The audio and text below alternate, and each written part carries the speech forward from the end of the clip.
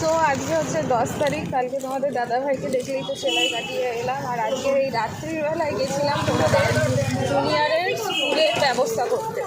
তো এই যে দেখো ব্যাগ আর টিফিন বক্স নিলাম, এবার বুঝতেই পারছো কাল থেকে হয়তো সকালবেলা থেকে জুনিয়র স্কুলে যাবে।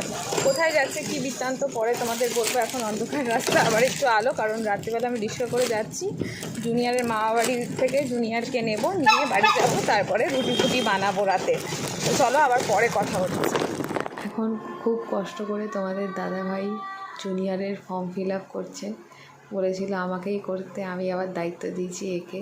বসে তো পাচ্ছে না, পেটে চাপ লাগছে, খালি গায়ে আছে বলে দেখাতেও পাচ্ছি না। তো ওই কারণে ওইদিকে ফর্ম ফিল আপ চলছে। এই যে এখন 9:17 হয়ে গেছে, দেরি হয়ে গেছে, এখন তাড়াতাড়ি করে যাবো। আরে মোবাইলটা দাও, দাঁড়া।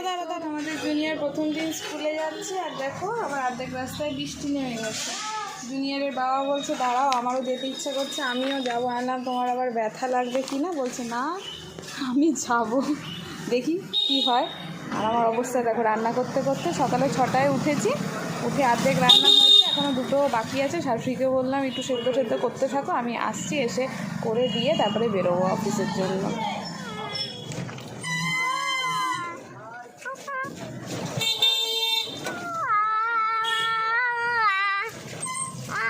বৃষ্টির মধ্যে কঙ্কার স্কুলে